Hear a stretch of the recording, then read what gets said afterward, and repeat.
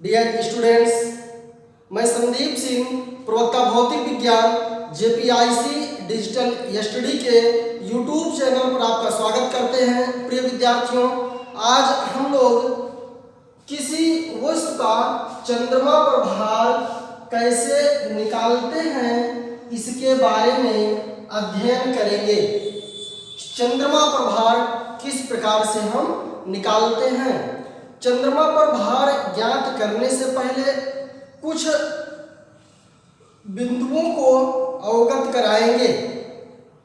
प्रिय विद्यार्थियों, आपको भार और द्रव्यमान में अंतर बताया गया है। द्रव्यमान क्या है? किसी पदार्थ में उपस्थित मात्रा को द्रव्यमान कहते हैं। किसी पदार्थ में उपस्थित मात्रा को द्रव्यमान कहते हैं। जैसे चाक 10 ग्राम का है, ये चाक 10 ग्राम का है तो इसका द्रव्यमान क्या हुआ? 10 ग्राम हुआ। जितनी मात्रा है इसकी मात्रा ही क्या कहलाती है? द्रव्यमान कहलाती है। जबकि भार क्या है? किसी वस्तु का द्रव्यमान को गुरुत्वीय त्वरण g से गुणा किया जाता है तो भार प्राप्त होता है। देखें, पहले पृथ्वी पर भार वेट ऑन एयर, बिल्कुल संक्षेप में चर्चा करेंगे। देखें, जैसे ये कोई द्रव्यमान यम है, ये कोई द्रव्यमान यम है तो इस पर नीचे की ओर एक बल कार्य करता है जिसे हम क्या कहते हैं? यम जी कहते हैं। यम जी सदैव नीचे की ओर लगता है।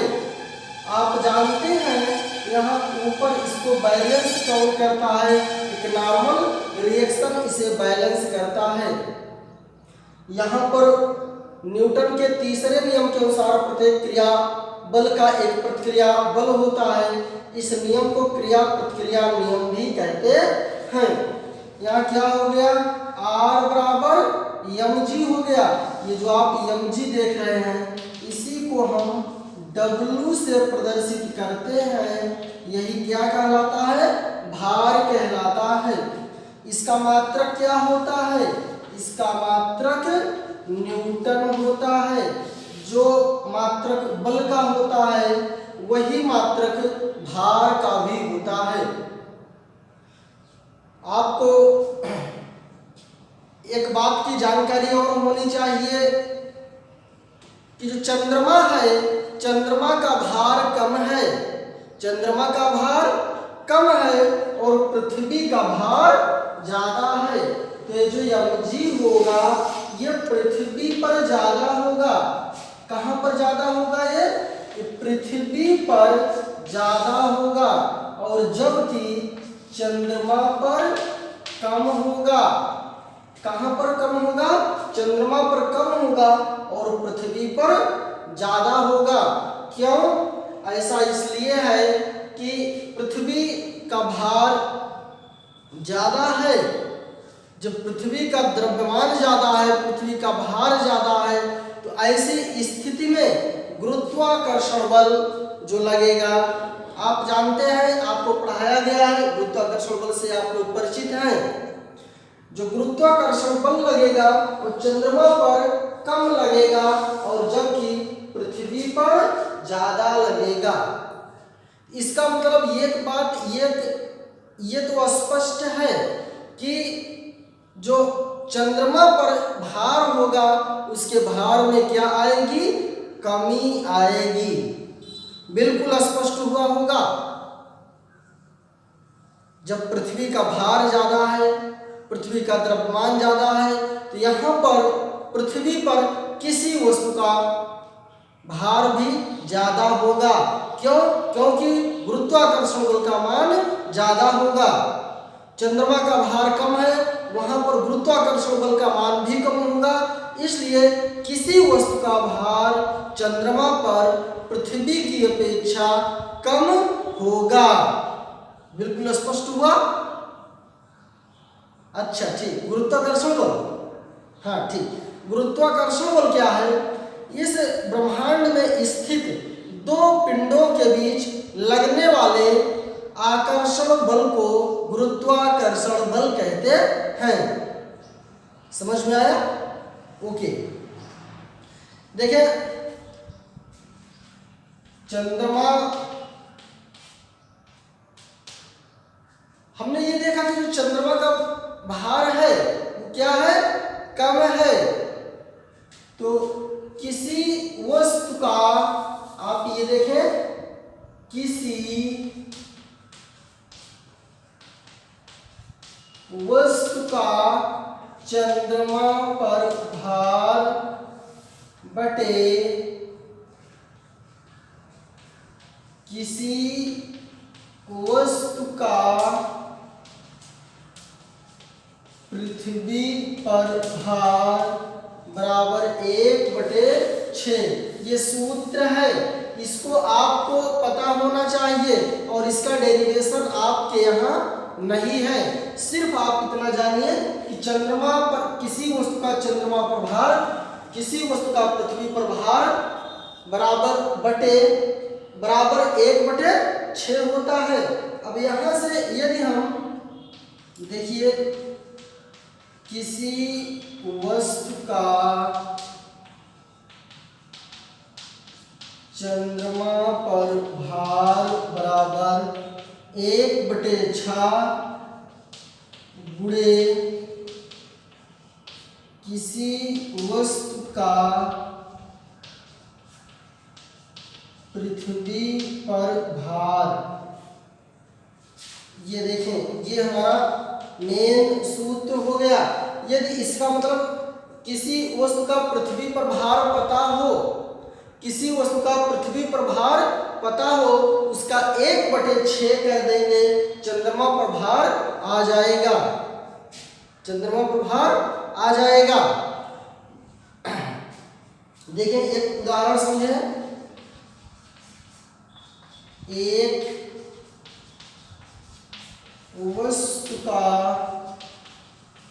द्रव्यमान 6 किलोग्राम है, तो उसका भार ज्ञात कीजिए। उसका भार ज्ञात कीजिए। कहां पर ज्ञात करना है? नंबर 1 पृथ्वी पर, नंबर 2 चंद्रमा पर। पहला क्या ज्ञात करना है? पृथ्वी पर। दूसरा क्या ज्ञात करना है? चंद्रमा पर। अब आप देखें, प्रश्न में बिल्कुल आप कोई भी आंकित प्रश्न हो, उस प्रश्न को पढ़िए, उसमें आप 2 बातें देखिए, प्रश्न में क्या दिया गया है और प्रश्न में क्या ज्ञात करना है। यहाँ पर देखिए क्या दिया है? द्रव्यमान 6 किलोग्राम है। आप ये देखें, दिया है यम बराबर 6 किलोग्राम। प्रश्न में एक बात और दिया है, जी का मान 10 मीटर प्रति सेकंड स्क्वायर दिया गया है। कहाँ दिया गया है? प्रश्न में। यदि नहीं दिया गया होता तो हम 9.8 लिखते। क्या लिखते? 9.8। आप ये देखिए, यदि 6 किलोग्राम का कोई पिंड है तो क्या लगाएगा? 6g लगाएगा, यही तो W होगा 6, और W बराबर आप जानते क्या होता है? m इंटू g होता है। W बराबर m इंटू g। m का मान 6, g का मान 10, 60 न्यूटन। ये कहाँ पर हो गया? पृथ्वी पर। E लगा दिए, E का मतलब पृथ्वी पर है। ये कहाँ पर है? पृथ्वी पर है। यदि इसी वस्तु का चंद्रमा पर भार ज्ञात करना है, आपने लिखा किसी वस्तु का चंद्रमा पर भार बराबर 1/6 गुणे किसी वस्तु का पृथ्वी पर भार। अब आप ये देखें तो इस वस्तु का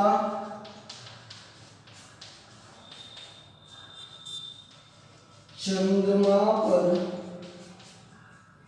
भार बराबर 1/6 गुणे, यहाँ पर क्या है 10, सॉरी कितना है 60, कितना है 60, 60, कितना आ गया 10 न्यूटन। इसका मतलब इसका WE 60 न्यूटन और WM 10 न्यूटन। आप ये देखिए अर्थ पर जो पृथ्वी पर द्रव्यमान जो भार है 60 न्यूटन का है, और जो मून पर है जो चंद्रमा पर है वो 10 न्यूटन का है। ठीक, आप लोग एक प्रश्न लिखें और इसको सभी लोग आप लोग सॉल्व करेंगे। किसी पिंड का द्रव्यमान 20 किलोग्राम है तो उसका भार पृथ्वी और चंद्रमा पर ज्ञात कीजिए। पृथ्वी और चंद्रमा पर ज्ञात करना है, उसे क्या ज्ञात करना, भार ज्ञात करना है। और g का मान 10 मीटर प्रति सेकेंड स्क्वायर हो गया। g का मान 10 मीटर प्रति सेकेंड स्क्वायर हो गया। इसको आप लोग सॉल्व करेंगे और रिजल्ट को कमेंट बॉक्स में कमेंट करेंगे। रिजल्ट को आप कमेंट कर देंगे। आप लोग इस हमारे पूरे वीडियो में पूर्ण रूप से सक्रिय रहें, इसके लिए आप लोगों का बहुत बहुत धन्यवाद।